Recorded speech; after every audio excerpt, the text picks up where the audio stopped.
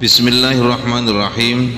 Innal hamdalillah nahmaduhu wa nasta'inuhu wa nastaghfiruh wa na'udzu billahi min syururi anfusina wa min sayyiati a'malina. May yahdihillahu fala mudhillalah wa may yudhlil fala hadiyalah. Asyhadu an la ilaha illallah wa asyhadu anna Muhammadan abduhu wa rasuluh. Amma ba'd.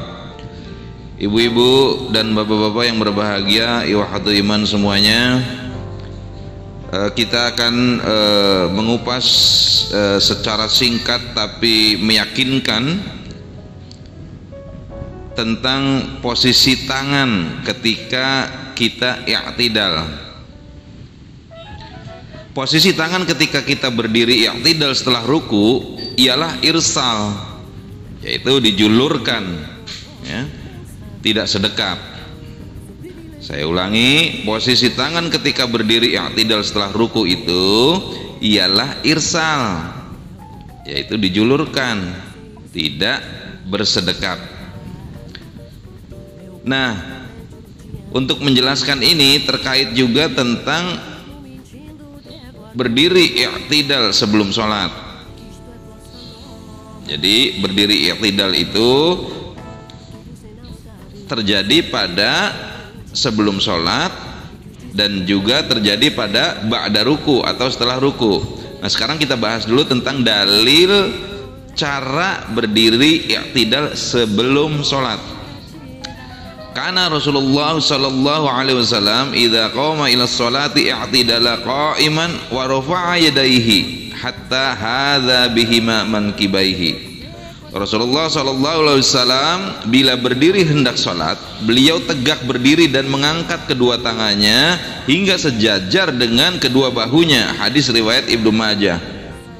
Riwayat ini menjelaskan bahwa Rasulullah bila akan sholat, ya, bila akan sholat beliau i'tidala qa'iman, berdiri tegak, artinya tangannya irsal. Kenapa?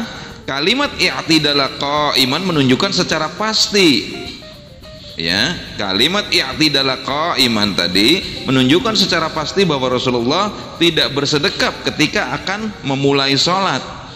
Jadi macam-macam, kadang-kadang ada yang meletakkan kedua tangannya, ya, telapak tangannya di depan,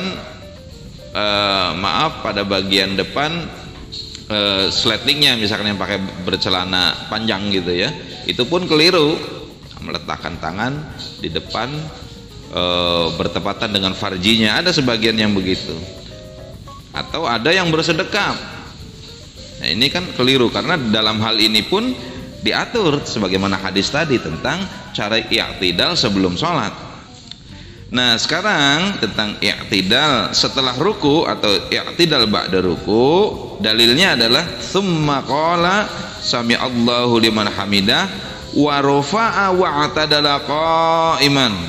Kemudian beliau mengucapkan sami'allahu liman hamidah dan mengangkat kedua tangannya dan beliau berdiri tegak. Hadis riwayat Al-Bazzar dalam kitab Al-Musnad jilid 2 halaman 51. Kalimat i'tidala qa'iman menunjukkan secara pasti bahwa Rasulullah tidak bersedekap ketika berdiri dari ruku, ya, sebagaimana kaifiat i'tidala qa'iman ketika akan memulai sholat, ya. Jadi baik setelah ruku atau sebelum sholat, i'tidalnya itu adalah i'tidal sebagaimana kalimat i'tidala qa'iman, yaitu menunjukkan secara pasti beliau tidak bersedekap tapi irsal, ya, kedua tangannya ada di dalam keadaan dijulurkan.